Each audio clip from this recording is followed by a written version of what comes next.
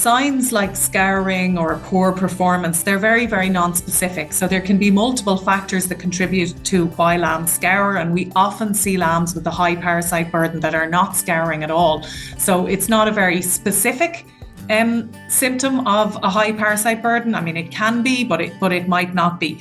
And likewise with lamb performance, there's lots of different factors that can influence lamb performance. So in terms of really getting down to whether there's a parasite issue or not, that's where fecal egg counts and tests for parasites are very useful. Hello, I'm Kieran Lynch and welcome to OviCast, the Teagasc sheep podcast. Each episode will bring you latest insights, advice and technical updates for the sheep industry. This week's episode, we talked to Dr Orla Keane about monitoring parasite challenge in lambs.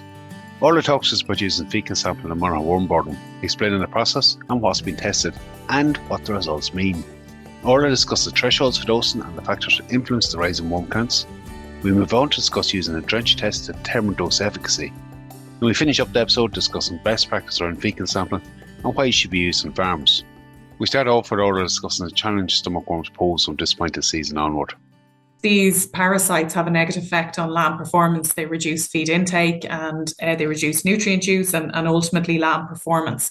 So you really need to know the parasite burden of the lambs so that you can take action accordingly and manage the lambs or treat the lambs with a wormer if needs be to control that parasite burden and to optimise lamb performance.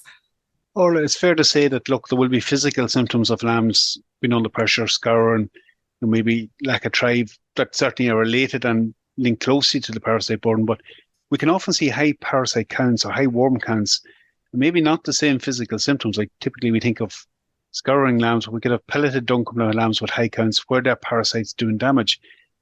So actually getting that test and seeing what level of challenge is there is the only true way of knowing what's happening. Yeah, so signs like scouring or poor performance, they're very, very non-specific. So there can be multiple factors that contribute to why lambs scour, and we often see lambs with a high parasite burden that are not scouring at all. So it's not a very specific symptom of a high parasite burden. I mean, it can be, but it might not be. And likewise with lamb performance, there's lots of different factors that can influence lamb performance. So in terms of really getting down to whether there's a parasite issue or not, that's where fecal egg counts and tests for parasites are very useful. So for talking about fecal egg counts, we'll start with the basics on this. How many lambs should we be sampling from if we're going to monitor the burden? Maybe how often should we be sampling, Orla? So you want to get a handle on what the parasite burden in the group of lambs is. So generally we'd take a group sample. So that would involve collecting fecal samples from at a minimum 10 individual lambs in the group. So, minimum 10, anywhere probably between, 10 to 15 is a good number of lambs to sample. In terms of how often you need to sample, it kind of depends a little bit on factors, but you probably want to be sampling every few weeks, maybe every kind of 2 to 3 weeks.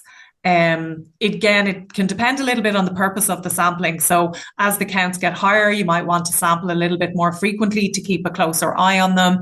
If they've just been treated with an effective wormer, you can probably afford to leave it a little bit longer. You touched on something there, effective wormer. We might come back to that in a moment, but look, we talked about a multitude of things affecting performance. There is also a multitude of factors that can influence the parasite challenge in the lambs, weather, where they're grazing, and the fact that even within a farm, different groups could have different challenges. So you mentioned there, like we monitor with a group sample. For farms that are maybe running a couple of groups, larger farms or that, there might be need to sample each of those groups to get a handle on where they are at. Yeah, so every grazing group would need to be sampled. So we know that different paddocks certainly have different levels of challenge. It will depend on which animals have grazed those paddocks previously. It'll depend on climatic factors as well.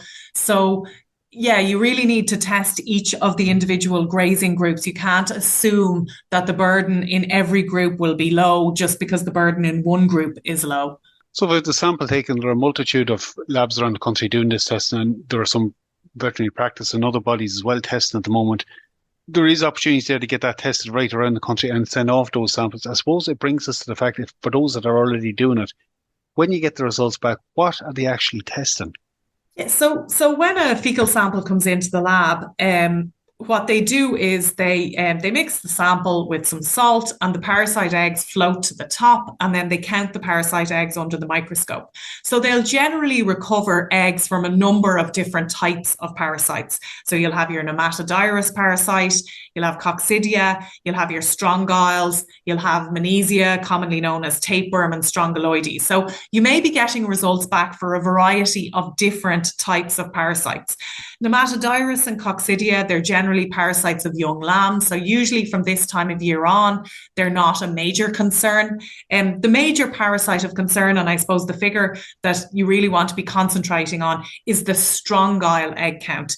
This is your, regular mid-season stomach or gut worms that have this negative effect on lamb performance, and they're really the figure that would be of most relevance in the report that would come back from the lab. I think that's important because it can often be confusing when you do get this result back. You see nematodyrus showing positive, and look, we're all aware we need to treat for that in young lambs. We see coccidia showing up either a count or a positive, negative. They're not really things that we worry about at this stage of the season. Similarly, strongyloides is something we're not overly worried about.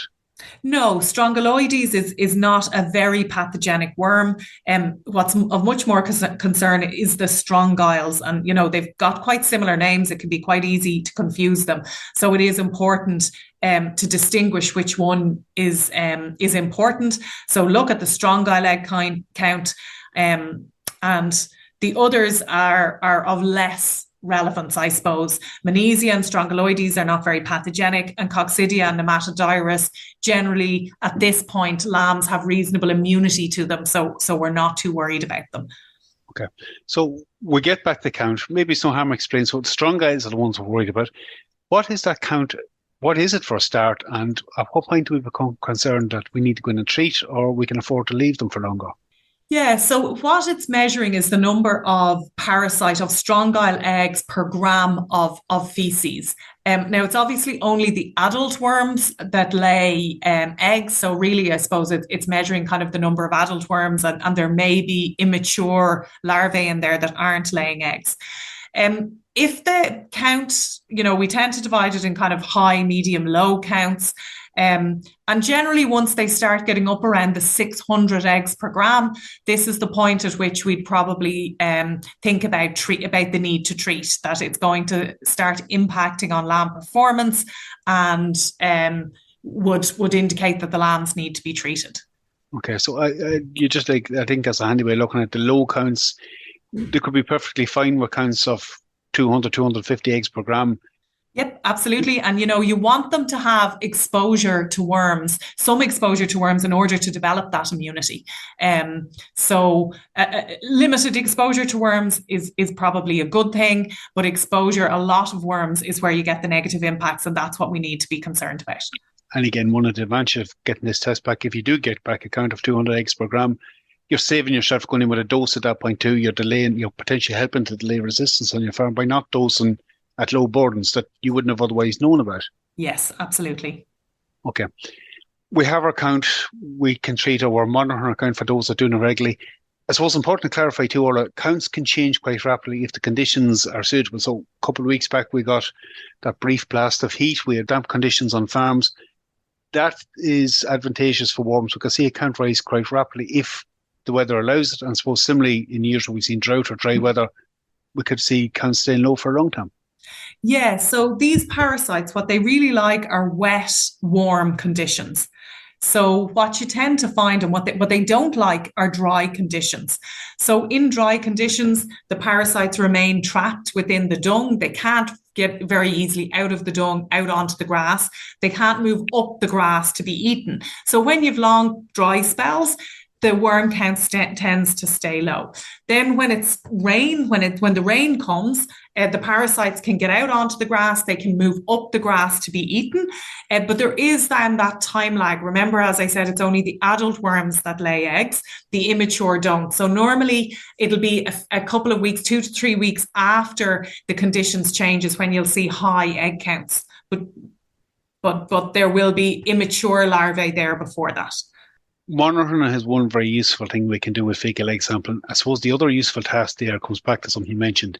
How effective is the dose we're using? at a basic level, Orla, like it's one way of conducting a drench test on farms and checking, is my dosing product actually working? And something very important to do on farms, given the level of resistance we see. Yeah, absolutely. So we know a lot of these drugs aren't effective in certain against worms on certain farms. So it's really important to know what wormers are effective on your farm. And that's the other really important use of fecal testing, is that they can be used to determine whether a drug is effective or not. So if the drug is effective, it should kill all of the worms and there should be no eggs remaining after treatment. So doing something like a drench test, where you take a fecal sample, you then dose the lambs, and you take a second fecal sample 1 or 2 weeks later, depending on the product. So 1 week later for levamisole or a yellow drench, 2 weeks later for benzimidazoles or macrocyclic lactones, that's the white or the clear drenches. When you test that second sample, if the dose has been effective, there really should be no or very close to no worm eggs remaining in the sample. Some of the common pitfalls maybe that could go wrong with that. So if we came back to second, it's not always necessarily resistance. I suppose there is other things you could look for there. Maybe it wasn't whatever shown up in the second sample, it should be cleaned out fully. Yeah, so there are, I suppose, just things to be aware of. It's just really important to ensure that you collect the fecal samples from the same animals pre and post treatment. So make sure, that's an important thing. Make sure the samples are stored correctly, that they get to the lab as soon as possible. Make sure that the lambs are dosed correctly, that they're dosed to the weight of the heaviest animal in the group. So there's a number of factors that contribute, I suppose, to making sure that the test is done correctly so that you can rely on the results. Just when we're talking about things we done correctly, some maybe the common pitfalls, Orla, when you are sending off fecal sample, I'm thinking here along the lines of, how they're stored prior to being sent off, day of the week you send them off, maybe not leaving them get overheated. Yeah, so these fecal samples contain parasite eggs, and those parasite eggs can hatch. And what you want is that they get to the lab intact without any of the eggs hatching, so that they can be counted in the fecal test. So it's best to collect the sample at the beginning of the week and ideally get it sent off to the lab as soon as possible after it's collected. Don't leave it out somewhere warm where the eggs might hatch. If it does have to be stored for a short period of time before it is sent off to the lab, then store it in the fridge and try and get it sent to the lab as soon as possible, and make sure that it's sent on a day where it arrives. It's not sitting in the post over the weekend, that it arrives within a day or two of you posting it. Or maybe if I go back to where we started with this, okay, there is a cost involved, there's a bit of time involved with collecting samples and sending them off. But given the fact we see widespread resistance on farms, and many of the farms you'll have encountered is unfortunately too late, the resistance has developed. It's one of those technologies that could be implemented and should be implemented on farms from this time. You're not alone for maybe delaying resistance, but also improving performance of the animals. There is a definite payback to it. Yeah, there is. And, while it takes a little bit of time to collect the sample, they can be collected out in the paddock, at least for a kind of a routine test, just to monitor the burden.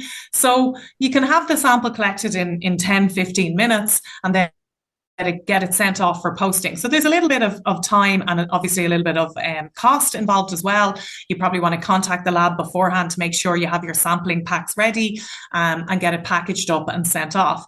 However, it's also saving time and money if you're not going to treat unnecessarily. So it's saving the kind of both the labour and the cost that would be spent on a treatment that may not be necessary. Similarly, doing the drench test, it's probably a little bit more involved because you have to have ideally the same animals pre and post, and you have to have them the right number of days later. So it's a little bit more involved. But if it helps you to determine which products are effective on your farm so that you're treating lambs with a product that works and is actually killing the worms, that will pay back in spades in terms of lamb performance, in terms of slowing the development of resistance on the farm, in terms of limiting pasture contamination for subsequent animals. Orla, really appreciate you coming on today. It's an important task to be considering on farms at the moment. And look, I think that was a very useful update for anyone that is fecal sampling and sending off samples. Thanks for your time. Thank you, Kieran. We'll have to leave it there for this episode. I have included a link in the show notes to the antimicrobial resistance page on the Teagasc website that includes a host of videos, technical information, everything from fecal sampling, drench testing, right the way through to the impact that resistance has on farms and how it develops That's it for me for this episode. For updates on our sheep programme, keep an eye on our Twitter page at Teagasc Sheep. I'm Kieran Lynch. Thanks for joining us. Don't forget to subscribe and follow us wherever you get your podcasts.